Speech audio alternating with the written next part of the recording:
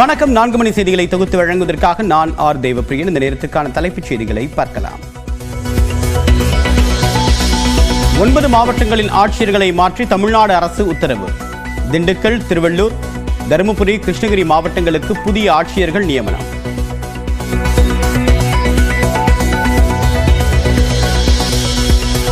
நெல்லை ஆட்சியராக சுகுமார், திருவாரூர் ஆட்சியராக சிவ சவுந்தரவேலி, விழுப்புரம் மாவட்ட ஆட்சியராக ஷேக் அப்துல் ரஹ்மான் நியமனம். திருவண்ணாமலை மாவட்ட ஆட்சியராக தர்பகராஜையும், திருப்பத்தூர் மாவட்ட ஆட்சியராக மோகன சந்திரனையும் நியமித்து அரசாணை.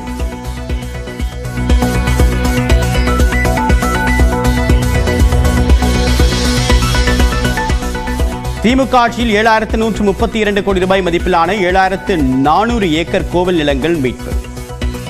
இந்து சமய அறநிலைத்துறை அமைச்சர் சேகர் பாபு விளக்கம்.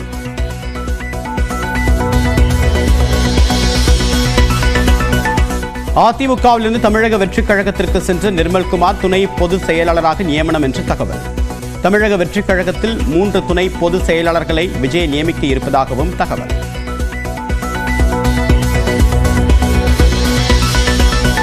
இரண்டாயிரத்தி 26ஆம் ஆண்டு சிறப்பாக இருக்கும். தமிழக வெற்றிக் கழகத்தில் இணைந்த CTR நிர்மல்குமார் பேட்டி.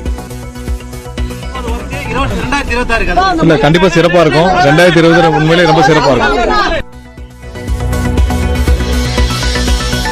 சென்னை ECRல் பெண்களை துரத்தியதாக கைதானவர்களுக்கு அரசியல் தொடர்பு இல்லை. சுங்கச்சாவடியை கடப்பதற்காக கட்சி கொடியை பயன்படுத்தியதாக துணை ஆணையர் விளக்கம். பயன்படுத்தப்பட்ட ஒரு வண்டியில ஒரு கட்சி கொடி இருந்ததை பார்த்திருப்பீங்க, அது காமிச்சிங்க. அது இந்த ஓட்டுநர் அது அதை பயன்படுத்தியிருக்காரு.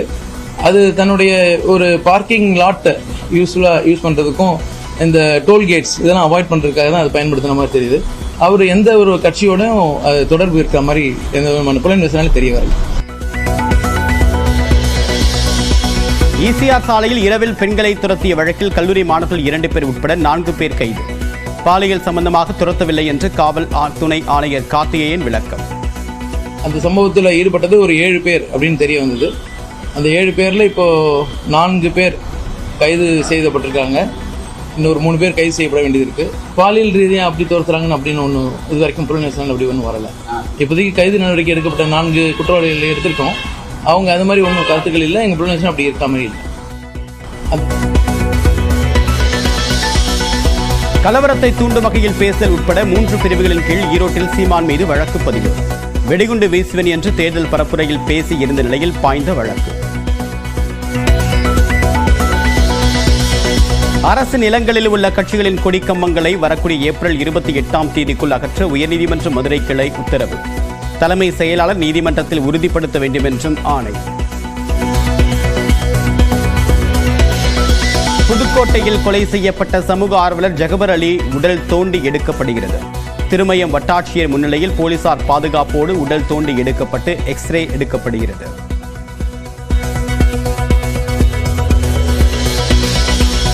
நாம் தமிழர் கட்சியிலிருந்து மாநில ஒருங்கிணைப்பாளர் ஜெகதீச பாண்டியன் விலகல்.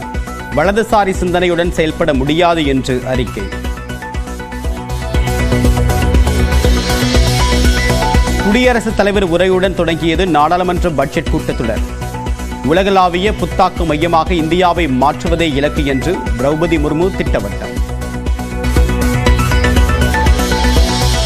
2047 வளர்ந்த நாடாக இந்தியா மாறும் வகையிலான திட்டங்களுடன் பட்ஜெட் இருக்கும் என்று பிரதமர் நரேந்திர மோடி நம்பிக்கை.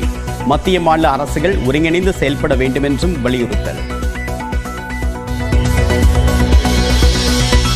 மக்களவையில் பொருளாதார ஆய்வறிக்கையை தாக்கல் செய்தார் மத்திய நிதியமைச்சர் நிர்மலா சீதாராமன். அடுத்த நிதியாண்டில் பொருளாதார வளர்ச்சி 6.8% வரை இருக்கலாம் என்று கணிப்பு.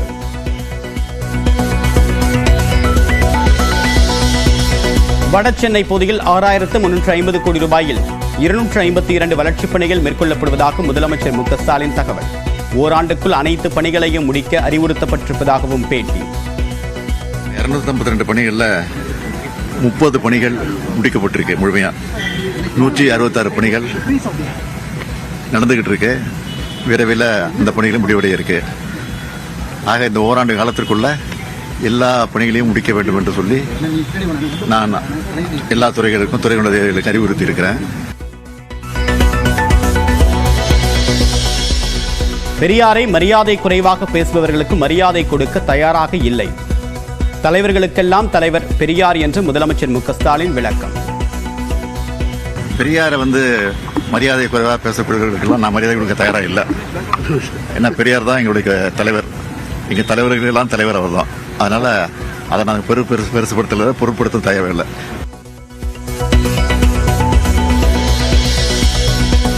பெரியாரை சிறுமைப்படுத்துவதை அதிமுக ஏற்காது என்று முன்னாள் அமைச்சர் ஜெயக்குமார் திட்டவட்டம். மக்கள் பிரச்சனைகளை பற்றி சீமான் பேச அறிவுரை.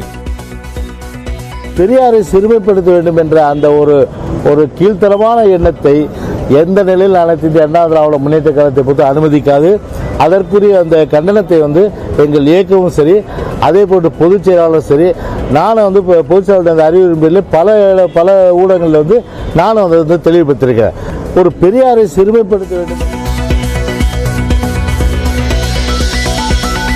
மீண்டும் புதிய உச்சத்தை தொட்ட தங்கத்தின் விலை ஒரே நாளில் சவரனுக்கு $960 அதிகரித்து 61,840 ரூபாய்க்கு விற்பனை.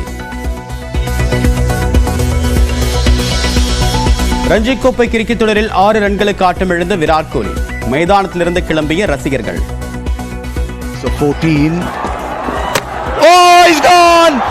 Big moment this. Virat Kohli is off stump.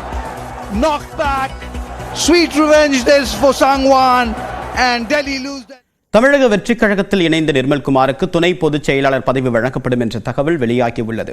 தமிழக வெற்றிக் கழகத்தில் அனைத்து மாவட்டத்திற்கான செயலாளர்கள் உள்ளிட்ட பொறுப்பாளர்கள் நியமனம் குறித்த அறிவிப்பு வெளியிடப்பட்டு வருகிறது. இதுவரை 2 கட்டங்களாக 38 மாவட்டங்களுக்கான மாவட்ட செயலாளர்கள் உள்ளிட்ட நிர்வாகிகள் அறிவிக்கப்பட்டிருக்கும் நிலையில் மீதமுள்ள 19 மாவட்டங்களுக்கான 3வது கட்ட பொறுப்பாளர்கள் பட்டியல் குறித்த அறிவிப்பு இன்று வெளியாகும் என்று எதிர்பார்க்கப்படுகிறது. இந்நிலையில் சென்னை பனையூரில் உள்ள தமிழக வெற்றிக் கழகத்தின் கட்சி அலுவலகத்தில் அதிமுகவின் ஐடி பிரிவின் இணை செயலாளராக இருந்த சிடிஆர் நிர்மல்குமார், விடுதலை சிறுத்தைகள் கட்சியிலிருந்து அண்மையில் விலகிய ஆதவ் அர்ஜுனா, சமூக ஊடக பேச்சாளர் ராஜ் மோகன் உள்ளிட்டோர் நடிகர் விஜய் முன்னிலையில் அதிகாரப்பூர்வமாக தமிழக வெற்றிக் கழகத்தில் இணைந்தனர். மேலும் தமிழக வெற்றிக் கழகத்தில் 3 துணை பொதுச் செயலாளர்கள், கொள்கை பரப்பு செயலாளர், இணை செயலாளர் உள்ளிட்ட பொறுப்புகள் நியமனம் குறித்து அறிவிப்பு வெளியாகும் என்று எதிர்பார்க்கப்படுகிறது. இதில் சிடிஆர் நிர்மல்குமாருக்கு தமிழக வெற்றிக் கழகத்தின் தகவல் தொழில்நுட்ப அணியின் துணை பொதுச் செயலாளர் பொறுப்பு வழங்கப்பட உள்ளதாக தகவல் வெளியாகியுள்ளது. அதேபோல ஆதவ் அர்ஜுனாவுக்கு தேர்தல் பிரிவு பொதுச் செயலாளர் பொறுப்பு வழங்கப்படலாம் என்று தகவல் கூறப்படுகிறது. இதேபோல சமூக ஊடக பேச்சாளர் ராஜ் மோகனுக்கு கொள்கை பரப்பு செயலாளர் பதவி வழங்கப்பட உள்ளதாகவும் கூறப்படுகிறது. இந்த பொறுப்புகளில் நியமிக்கப்படுபவர்கள் தலைவர் விஜய் மற்றும் பொதுச் செயலாளர் என் ஆனந்த் ஆகியோருக்கு அடுத்ததாக செயல்படுவார்கள் என்றும் தெரிவிக்கப்பட்டுள்ளது. இதனிடையே பனையூர் அலுவலகத்தில் செய்தியாளர்கள் சந்தித்த சிடிஆர் நிர்மல்குமார் 2026ஆம் ஆண்டு சிறப்பாக இருக்கும் என்று தெரிவித்தார். கண்டிப்பா சிறப்பா இருக்கும். 2020 உண்மையிலே ரொம்ப சிறப்பா இருக்கும். மக்களவையில் பொருளாதார ஆய்வறிக்கையை தாக்கல் செய்த மத்திய நிதியமைச்சர் நிர்மலா சீதாராமன் அடுத்த நிதியாண்டில் ஒட்டுமொத்த பொருளாதார வளர்ச்சி 6.8% வரை இருக்கும் என்று தெரிவித்தார். நடப்பாண்டுக்கான பட்ஜெட் கூட்டத்தொடர் குடியரசுத் தலைவர் உரையுடன் தொடங்கியது. இந்நிலையில் மக்களவையில் 2024-2025 நிதி ஆண்டுக்கான பொருளாதார ஆய்வறிக்கையை மத்திய நிதியமைச்சர் நிர்மலா சீதாராமன் தாக்கல் செய்தார். தலைமை பொருளாதார ஆலோசகர் ஆனந்த் நாகேஸ்வரன் தலைமையிலான குழு நடப்பு நிதியாண்டில் பொருளாதார செயல்திறனை அடிப்படையாக கொண்டு பொருளாதார ஆய்வறிக்கையை தயாரித்துள்ளது. அதில் 2025-2026 நிதியாண்டின் பொருளாதார வளர்ச்சி 6.3% முதல் 6.8% வரை இருக்கும் என்று கணிக்கப்பட்டுள்ளது. ஒட்டுமொத்த பணவீக்கம் 5.2% என்று தெரிவிக்கப்பட்டுள்ளது. மேலும் நிதியாண்டின் முதல் பாதையில் உணவுப் பொருட்களின் விலைகளை கட்டுப்படுத்த வாய்ப்பிருப்பதாக நிதியமைச்சர் நிர்மலா சீதாராமன் தெரிவித்தார். பல்வேறு வளர்ச்சி முயற்சிகள் இருந்த போதிலும் நாட்டின் விவசாயத்துறை தொடர் வீழ்ச்சியை சந்தித்து வருவதாக அவர் தெரிவித்தார். 2017 முதல் 2023ஆம் நிதியாண்டு வரை வேளாண் துறை வளர்ச்சி ஆண்டுதோறும் சராசரியாக 5% இருந்த நிலையில் அடுத்தடுத்து உருவான சவால்களுக்கு மத்தியில் வளர்ச்சி விகிதம் பின்னடைவை சந்தித்திருப்பதாக அமைச்சர் நிர்மலா சீதாராமன் தெரிவித்தார். இதையடுத்து பொருளாதார ஆய்வறிக்கைக்கு மக்களவையில் ஒப்புதல் வழங்கப்பட்டது. அதைத் தொடர்ந்து மக்களவை நாள் முழுவதுமாக ஒத்திவைக்கப்பட்டது. தொடர்ந்து மாநிலங்களவையில் பொருளாதார ஆய்வறிக்கையை நிர்மலா சீதாராமன் தாக்கல் செய்து ஒப்புதல் பெற உள்ளார். இதனிடையே பொருளாதார ஆய்வறிக்கை தாக்கல் செய்யப்பட்டதைத் தொடர்ந்து மும்பை பங்குச்சந்தை குறியீட்டு எண் சென்செக்ஸ் 540 புள்ளிகள் வரை உயர்ந்துள்ளது.